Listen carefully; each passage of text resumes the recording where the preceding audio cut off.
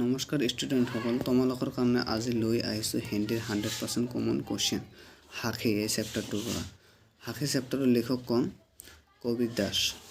এই চেপ্টাৰটোৰ পৰা 100% কমন। এই চেপ্টাৰটোৰ পৰা 5 মাৰ্কৰ কুৱেশ্যন দিয়ে তোমালোকক, সেইকাৰণে মই কমন ওলাইছোঁ, মানে আহিব এনেকৈ কমন ওলাইছোঁ যে পঢ়িলে মিছ নহ'ব, কেতিয়াও বাজি ধৰিব পাৰা। চেলেঞ্জ কৰিলোঁ তোমালোকক। এতিয়া আমি কি 100% কমন আছে 2022 চনৰ কাৰণে চাই লোৱা। প্ৰথমত 3 নম্বৰত কৈছে পূৰ্ণ বাক্য মে উত্তৰ দ। ইয়াৰ পৰা খ নম্বৰ কুৱেশ্যনটো হয় কমন। কবিৰ শব্দ কা অৰ্থ क्या है? খ নম্বৰটো হয় সাধু की कौन सी बात नहीं पूछी जानी चाहिए। ङ নম্বৰটো হয় डूबने से डरने वाला व्यक्ति कहाँ बैठा रहते हैं। এইটো হয় 100% কমন। আৰু এইফালে চোৱা তোমালোকে 4 নম্বৰত দিছে, এইফালে খ নম্বৰটো হয় কমন। কবিৰদাস জি কে আৰাধ্য কেছে থে। এইটো চাবা।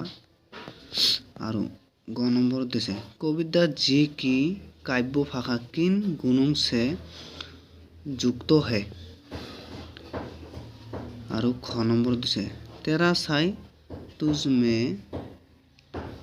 जयं पहुपान में बास का आशय क्या है। এই তিনিটা 100% কমন হয়, এই তিনিটাই চাবা। আৰু এইফালে চোৱা তোমালোকে ক নম্বৰত কৈছে সংক্ষেপ মে উত্তৰ দ লাখ ভাগ 50 শব্দ মে। ইয়াৰ পৰা তোমালোকৰ খ নম্বৰ কুৱেশ্যনটো কমন হয়। খ कबीरदास जी ने किसी लिए मन का फेरने का उपदेश दिया है। और ख নম্বৰটো হয় গ নম্বৰটো হয় गुरु शिष्य को किस प्रकार गारते हैं। এইটো হয় কমন। এইফালে আৰু চোৱা পেজ নম্বৰ 70 চোৱা। পেজ নম্বৰ 70ত তোমালোকে 7 নম্বৰত কৈছে সম্প্ৰসংগ ব্যাখ্যা কৰ। ইয়াৰ পৰা ক নম্বৰ কুৱেশ্যনটো জাতি ন পুছো সাধু কি। ইয়াত দেশ বুলি আছে পাৰা ৰহন দ এইটো মায়ান। এইটো হয় 100% কমন। আৰু খ নম্বৰটো দিছে জিন দুৰা 3 পায়া ৰাহা কিনাৰে বেঠ। এই দুটা ক আৰু খ এই দুটাৰ ভিতৰত এটা আহিব, চেলেঞ্জ কৰিলোঁ তোমালোকক। এই দুটাৰ ভিতৰত এটা আহিবই। আৰু এই নিচত দুটা নালাগে। আৰু তোমালোকক বনায়ো দিব পাৰে, মানে ভিতৰৰ পৰা কুৱেশ্যন দিব পাৰে, সেইকাৰণে তোমালোকক তাৰ পৰা ওলাই দিছোঁ কিছুমান কমন কুৱেশ্যন। চাই লোৱা। তেৰা চাই তুজ মে জয়ং পহুপান মে বাস কুৰ্তিৰি কা মিৰাক জয়ং ফিৰ দূৰে খাস। এইটো চাবা, মানে এইবিলাকৰ যদি এনচাৰ লাগে তোমালোকক এনচাৰ মই দি দিম, তোমালোকৰ মিনিঙতো পাবা। আৰু এইটো আছে 100% কমন। গুৰু কুম্হাৰ শিৱ কুম্ভ হে গৰি গৰি কাৰে খাট খট অন্তৰ হাত চাহাৰ দে বাহাৰ বেঠে ছট। এইটো 100% কমন তোমালোকৰ কাৰণে, এইবিলাক মিছ নকৰিবা।